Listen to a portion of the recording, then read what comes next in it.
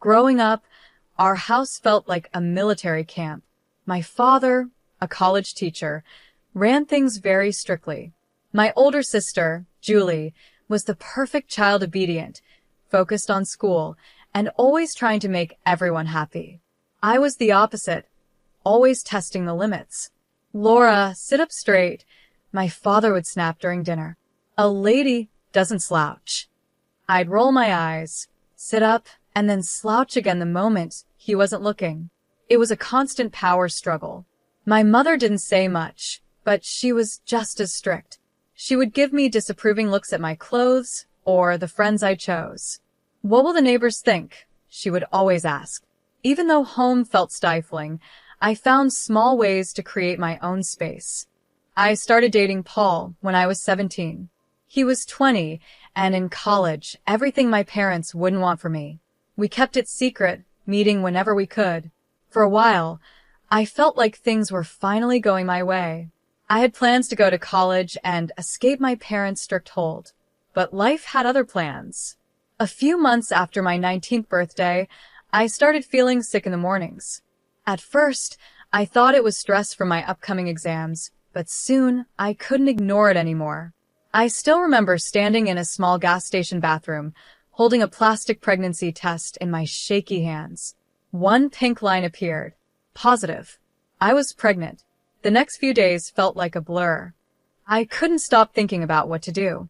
I knew I had to tell Paul, but every time I tried to call him, I lost my nerve. Finally, I couldn't avoid it any longer. We met at our usual spot, a small park away from everyone's eyes.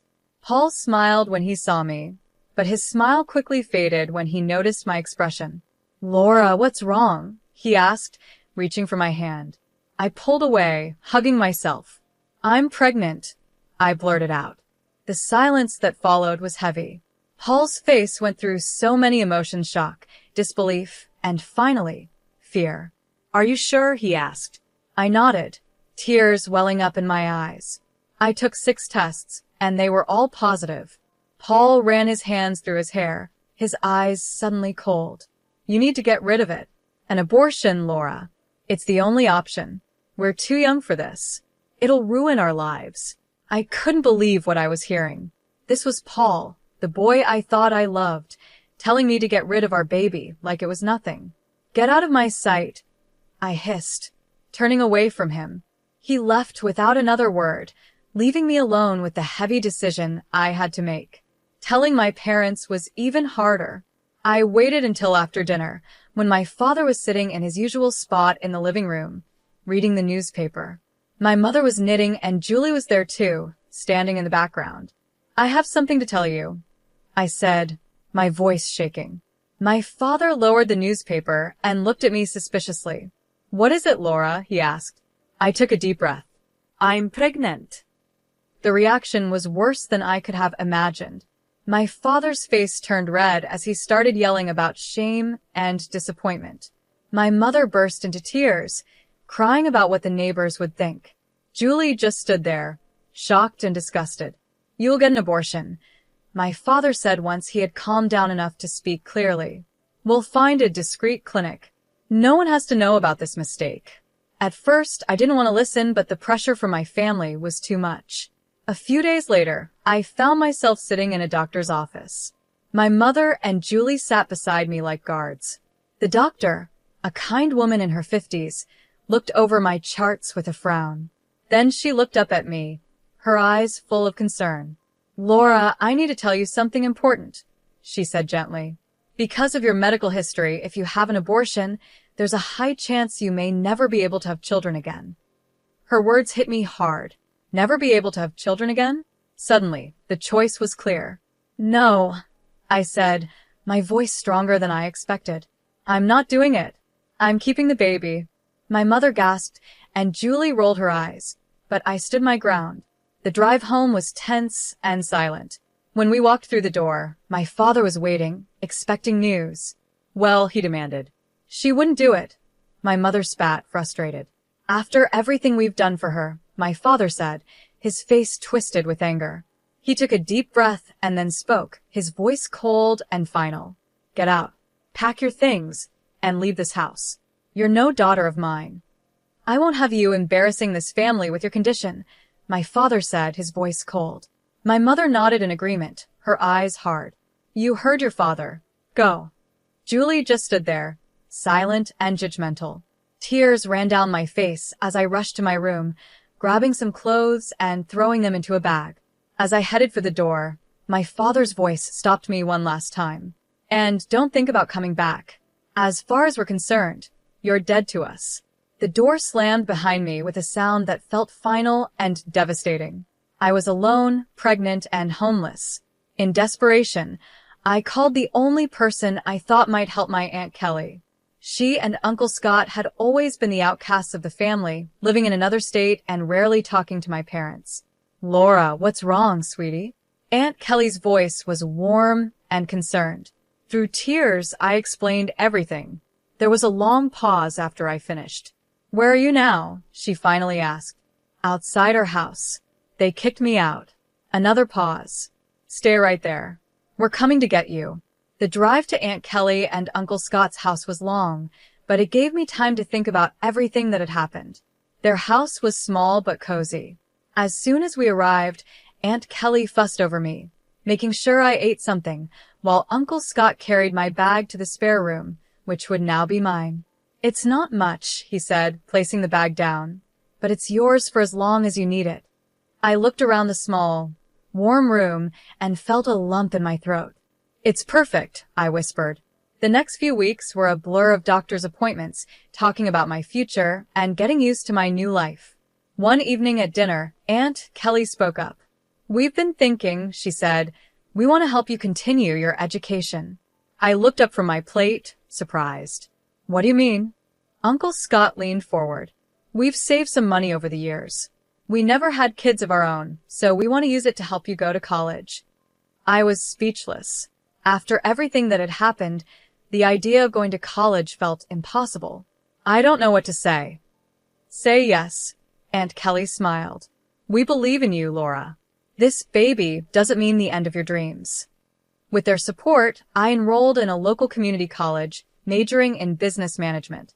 It wasn't easy, juggling classes, doctor's appointments, and the challenges of pregnancy, but I was determined to make it work. I also found a job as a waitress at a local restaurant. The owner, Evelyn, was a kind woman who understood my situation and was flexible with my hours. It wasn't much, but it helped me save for the baby and contribute to Aunt Kelly and Uncle Scott's household. The day my son was born was the most terrifying and beautiful day of my life. After hours of labor, I held him in my arms, amazed by his tiny fingers and toes. Aunt Kelly and Uncle Scott stood nearby, smiling proudly like grandparents. What are you going to name him? Aunt Kelly asked softly. I looked down at my son, peacefully asleep in my arms. Jack, I said. It means God is my judge, because no matter what anyone else thinks, I know I made the right choice. As I adjusted to being a mother, juggling a newborn with college classes and work, I often thought about my parents and Julie. Did they know about Jack? Did they regret what they had done? But I pushed those thoughts aside. I had a new family now, one that accepted and loved me unconditionally. One day, during a rare break, I was scrolling through social media when a post caught my attention. It was from Julie. My heart skipped a beat as I read it, excited to announce that Paul and I are engaged. Can't wait to start our life together. The photo showed Julie smiling, her arm around Paul, the same Paul who had abandoned me and our child. They looked so happy, like nothing had ever happened. A wave of emotions hit me: anger, hurt, and betrayal. But then I looked over at Jack, peacefully playing in his crib, and I realized something important. I didn't need their approval. I didn't need their love. Everything I needed was right here. The years went by quickly in a blur of diapers, textbooks, and late-night study sessions. My last semester was especially tough. I was taking extra classes to graduate on time, still working at the restaurant, and taking care of an energetic 5-year-old. Graduation day was filled with emotions. As I stood in line to receive my diploma, I looked into the crowd and saw Aunt Kelly and Uncle Scott, beaming with pride. Jack sat on Uncle Scott's shoulders, waving excitedly whenever he caught my eye. The real surprise came later at the graduation party Aunt Kelly and Uncle Scott threw for me. While we were celebrating, Evelyn, my boss from the restaurant, pulled me aside. "Laura, I have an offer for you," she said with a smile. "I'm looking for a new restaurant manager, and I think you'd be perfect for the job." I was shocked. "Me? But I've only been a waitress." Evelyn waved her hand, dismissing the thought. "You've been so much more than that. I've seen how you handle tough customers, how you organize the staff, and how you've balanced work, school, and motherhood. That's the kind of dedication and skill I need in a manager." It felt like a dream come true, a steady job with better pay and regular hours. It was exactly what Jack and I needed to start our new life. The next few years were full of positive changes. I threw myself into my new role at the restaurant, learning everything I could about management and business. Jack started school and grew into a smart, curious boy who loved to read and play baseball. It was at one of Jack's Little League games that I met Frank. He was there with his son, Tyler, who was playing on the other team. We started talking, and I was instantly drawn to his kind eyes and easy laugh. "Single dad?" I asked, noticing he was alone. He nodded, a sad smile crossing his face. "Widower, actually. Tyler's mom passed away when he was a baby." My heart ached for him. "I'm so sorry. That must be hard." "It is," he admitted, "but we manage." "How about you?" "Single mom." I laughed. Is it that obvious? Our relationship developed slowly. We were both careful, having been hurt before, and with our children in the picture, we didn't rush things. But as months passed, I found myself falling for Frank. He was kind and patient, and Jack adored him. A year after we met, Frank proposed. It wasn't anything dramatic, just a quiet moment in his backyard with our boys playing nearby.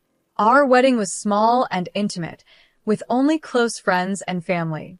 As I walked down the aisle with Jack proudly by my side as the ring bearer, I caught Aunt Kelly's eye. She was crying, but her smile was radiant. Life with Frank, Jack, and Tyler soon settled into a comfortable rhythm. A couple of years after our wedding, we were blessed with another addition to our family. Our daughter, Betty, was born on a warm spring morning. As I held her in my arms, with Frank, Jack, and Tyler gathered around the hospital bed, I felt a sense of completeness I had never known before.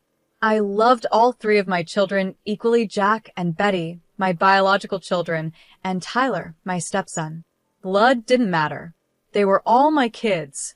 One evening, Aunt Kelly was over helping with the kids when we were startled by a familiar voice coming from the TV.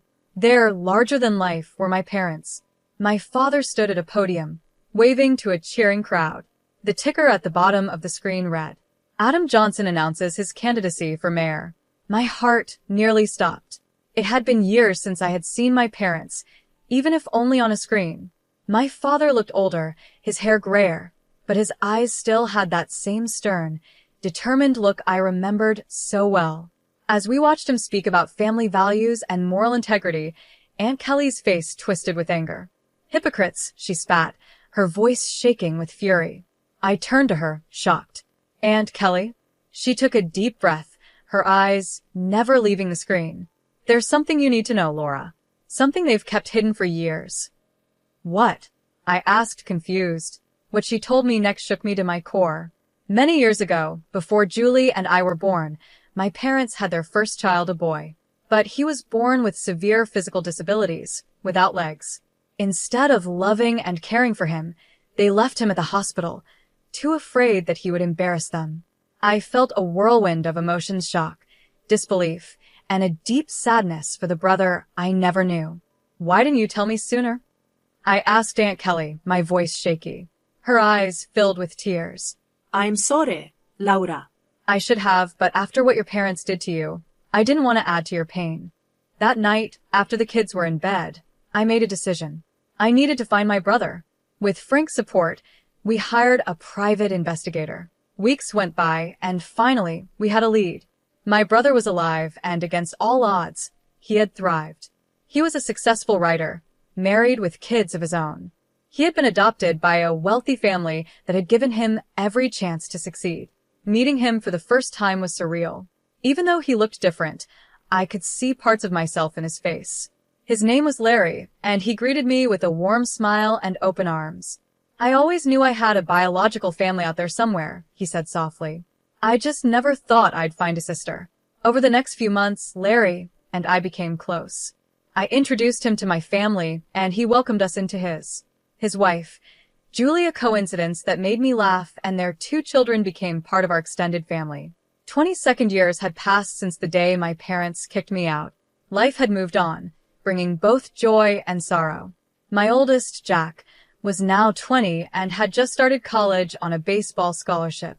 I couldn't have been prouder of the man he was becoming. One lazy Tuesday afternoon, I was scrolling through news articles when a familiar face caught my eye.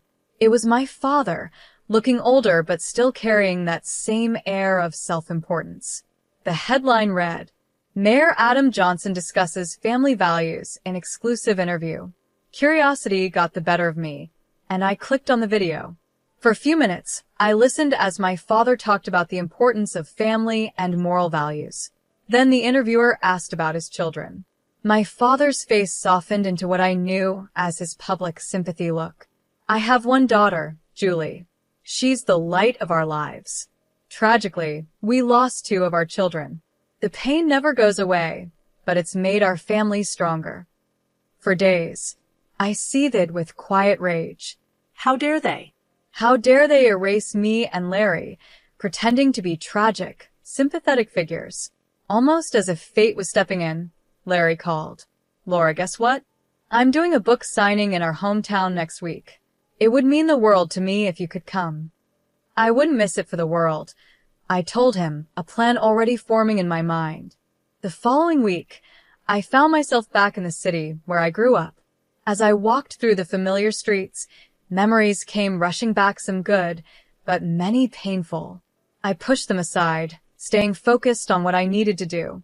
The book signing was being held in the grand ballroom of the city's most prestigious hotel. As I entered, I realized Larry hadn't been exaggerating. Half the town seemed to be there. Local celebrities, business leaders, and politicians were all mingling, waiting for the event to start. And there, in the front row, sat my parents and Julie. My father, now the mayor, looked every bit the part of a distinguished politician. My mother, elegantly dressed, smiled and nodded at people she knew. Julie sat beside them. They hadn't noticed me yet. I found a seat near the back, my heart pounding so loudly I thought everyone could hear it. Larry rolled onto the stage in his wheelchair to loud applause. He looked confident and comfortable in the spotlight. As he began talking about his book and his life, I saw my parents nodding, trying to look sympathetic. "I was born with a severe disability," Larry said. "No legs and other health issues. My biological parents abandoned me at the hospital, unable or unwilling to care for me." I watched my father closely, but his expression didn't change. No recognition, no shame, just the practiced look of a politician showing concern for someone else's story. "It's a sad story," Larry continued, "but I was lucky. I was adopted by a wonderful family who gave me every opportunity to succeed. Still, I always wondered about my birth family, who they were, and why they gave me up." The room was completely silent. Everyone focused on Larry as he spoke. My heart raced, knowing the moment that would change everything was coming. Then Larry smiled, his eyes sparkling with a mix of humor and determination. "But that's not the end of my story," he said. "You see, I found my family. My sister Laura is here today." He turned toward me, extending his hand. "Laura, would you join me on stage?" A gasp spread through the audience as I stepped into the spotlight. Many faces showed recognition. After all, I had grown up in this town. But the most dramatic reactions were in the front row. My parents' faces went pale, their expressions shifting between shock, fear, and realization. Julie looked like she had seen a ghost. They knew their carefully built image was about to fall apart. My parents stood quickly, clearly planning to make a fast exit, but I wasn't about to let them escape the truth again. "Mom, Dad, please stay," I called out. I called out, my voice echoing through the now silent room. I think it's time we had an honest conversation, don't you? My parents froze, trapped by the eyes of the entire audience. Slowly, reluctantly, they sat back down. I took a deep breath. Many of you knew me growing up.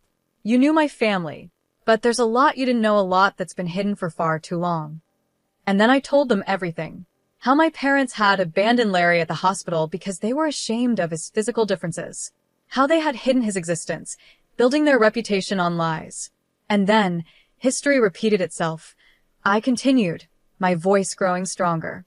When I got pregnant at 19, they didn't offer support or understanding. They demanded I have an abortion, even though doctors warned it could leave me infertile. When I refused, they kicked me out pregnant, alone, and abandoned, all to protect their perfect image. Gasps and whispers spread through the crowd. I saw people's disgusted looks aimed at my parents, who seemed to shrink in their seats. For years, I've heard them talk about family values and morality. I said, my voice full of emotion. But their actions tell a different story. They abandoned 2 of their children when we needed them the most. They erased us from their lives to keep up their perfect image. The room erupted into chaos. People were shouting, some at my parents, others at each other. Journalists, who had come for a simple book signing, were now furiously taking notes or speaking into their phones. In the middle of the uproar, I locked eyes with my father. The man who had once seemed so powerful in my childhood now looked small and defeated. My mother was openly crying, and Julie sat frozen, her face filled with shock and confusion. In the days that followed, the story blew up. It was all over the local news, then the national news. My father's political career crumbled overnight. The man who had preached about integrity and family values was exposed as a hypocrite. His position as mayor became impossible to hold, and within a week, he resigned, citing personal reasons. But everyone knew the truth. The college where he had taught quickly distanced themselves, firing him. Amidst all the chaos, one thing became clear: my sister Julie made her choice. She stood firmly by our parents, refusing to face the truth. During a brief phone call, she hissed, "You've ruined everything. Don't contact me again. You're dead to me, just like you're dead to Mom and Dad." But life has a way of surprising you when you least expect it. A few days later, I got a call from a number I hadn't seen in over 22 years. It was Paul, Julie's husband, and the father of my eldest son. "Laura," he said, his voice hesitant and almost shy. "I've been thinking about us, about what happened. Julie and we can't have children. And I thought, well, we have a son together. Maybe we could be a family." I couldn't help but laugh. "Paul, you made your choice 22 years ago. You left me when I was pregnant with your child. You married my sister, and now just because you can't have children with her, you think you can come back to me? No, that's not how it works." "But Laura." No, Paul. "I have a wonderful husband and a beautiful family. I don't need you, and I certainly don't want you." Goodbye. I hung up, feeling a sense of closure I didn't know I needed. But the surprises didn't stop there. The next day, I got another unexpected call, this time from Paul's parents. "Laura," a tentative voice asked. "This is Lauren, Paul's mother. We just found out about Jack." Is it true? Do we have a grandson?" The conversation that followed was emotional and eye-opening. Paul and my parents had told them I'd had an abortion and run away. They'd spent years believing their grandchild never existed. "We'd like to meet him," Lauren said, her voice trembling. "If that's okay with you. Of course, we understand if you don't want us in your lives." I thought for a moment. Paul's parents weren't responsible for what Paul did or for the lies my parents told. They had been deceived too. "Okay," I said finally. "I'll talk to Jack and see if he's open to meeting you." The meeting between Jack and his grandparents went surprisingly well. There were tears, hugs, and lots of catching up. Jack, always kind-hearted, welcomed them with open arms. In the months that followed, life settled into a new normal.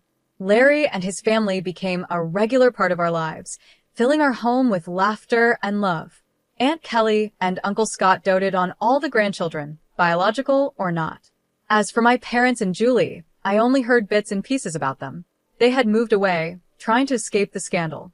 Part of me felt sorry for them, but I knew I had done the right thing by telling the truth.